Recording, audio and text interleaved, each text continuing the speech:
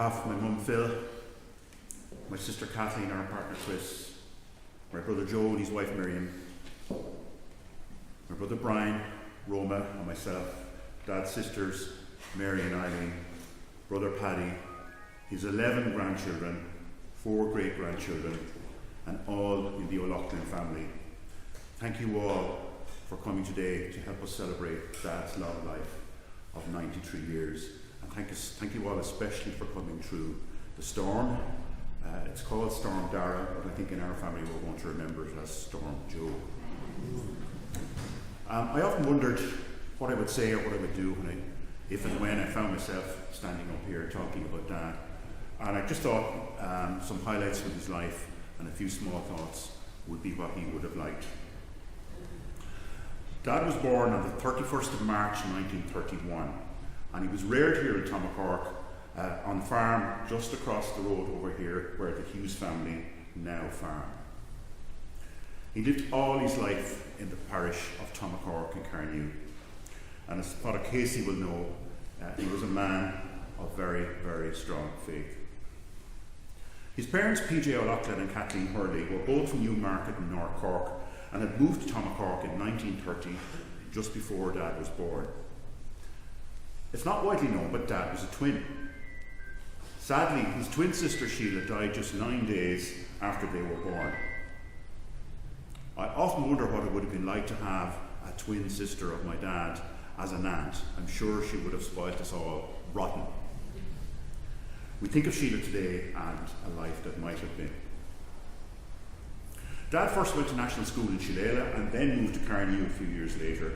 He attended Cistercian College, Rossgrave in County Tipperary, and he was a boarder there at the end of the Second World War from 1944 to 1947. He obviously liked the boarding school so much that he sent his 3 sons there during the 1970s. Thanks, Dad.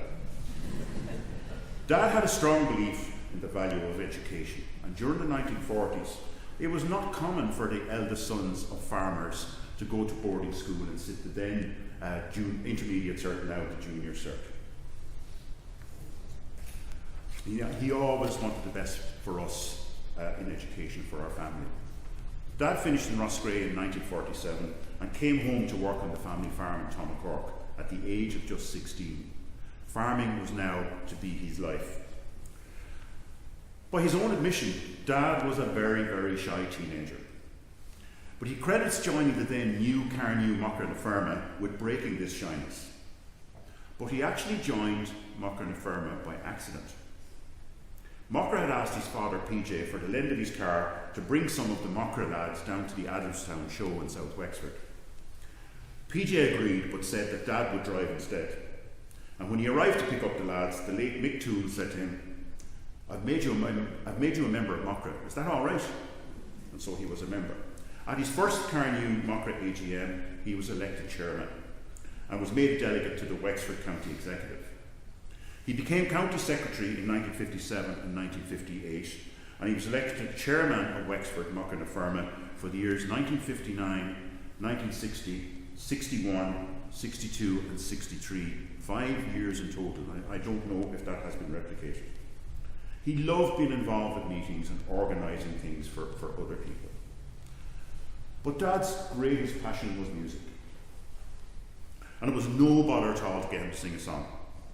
He joined the Gorey Operatic Society in 1956, and it was while performing in the Mikado musical that he met a chorus girl named Phil Byrne.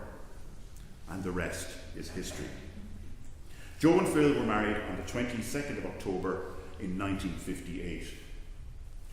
In 1960, he and Mum and myself, we moved from Tomacork to Bullingate to take over his Uncle Pat's farm, and this is where he spent the rest of his life. After Mockra, Dad continued to be involved in various committees during the 60s and 70s. He served on the committees of the Bunclody Farmers Co-op, the Beet Growers Association in Carlow, and the Irish Farmers Association, where he was the Wicklow National Council representative. He certainly got around the counties in the southeast, that's for sure. Dad also joined Carnew Musical Society, where he played many leading roles on stage. He was also involved in the Association of Irish Musical Societies, where he was national president in 1980 and 1981, probably one of the things he was most proud of. While not interested in politics, Dad really enjoyed representing his various organisations at both regional and national level. But eventually he had enough. And in 1992, a fall from a trailer changed his life as health issues slowly started to take over.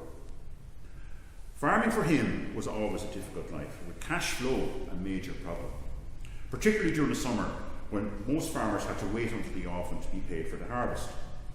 With the help of his late son-in-law, Jim Kelleher, he set up a bedding plant business in Bullygate, which he and Mum ran for 35 years. While this helped his cash flow all right, I think it was really what he wanted to do was meet people. He loved the interaction with his customers and meeting people all over Wicklow and Wexford. And he even bought himself a rickety old red Nissan delivery van, which he loved driving around the roads of his beloved Wicklow and Wexford. Dad liked to give advice. And the advice that I will remember him most for is that he was always telling us to go easy. And I think it started when Joe and I were driving tractors on the farm, and he'd be telling us to go easy. We wanted to drive the tractors as fast as they could go, but he'd say, go easy. For anybody not from around here, go easy means slow down. And when Joe and I graduated to motorbikes and cars, he could often be heard telling us, is there no way of going easy in that joke? But he also said to us, go easy. If you were pouring him a drink, he'd occasionally say, go easy, not all the time. And also on life decisions, buying a house, changing jobs, managing our careers. Dad would tell us to go easy. In the last few years of his life, he never wanted to leave Bullygate. Among his fondest memories in later years were to have a small whiskey in the kitchen of Bullygate with his family.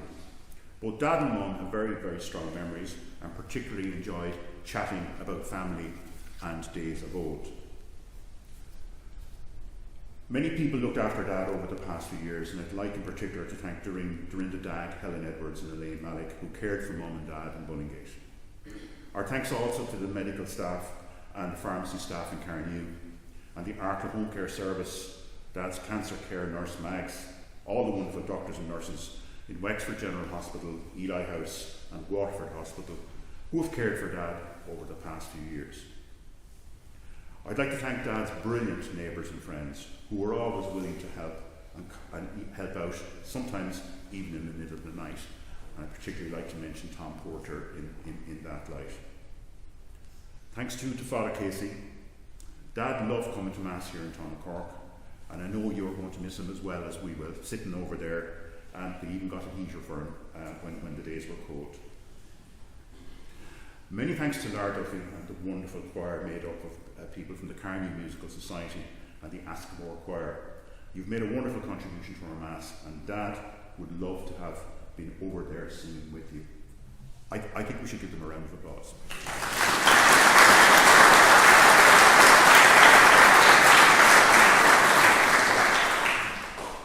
I'll leave you with Dad's own words that he said to my sister Kathleen only a couple of weeks ago. He said, "Minx, I've lived a good life." Sorry, Kathleen, for revealing his pet name for you. "Minx," he said, "I've lived a good life. I have a good wife, a good family, which I'm very proud of." And he squeezed Kathleen's hand and he said, "I have no regrets, no regrets." Finally, we have a recording of Dad singing "If I Could Help Somebody," and it's taken from a 1990 recording of Askamore Sings. And this is Dad's voice at probably its best. Go easy, Dad.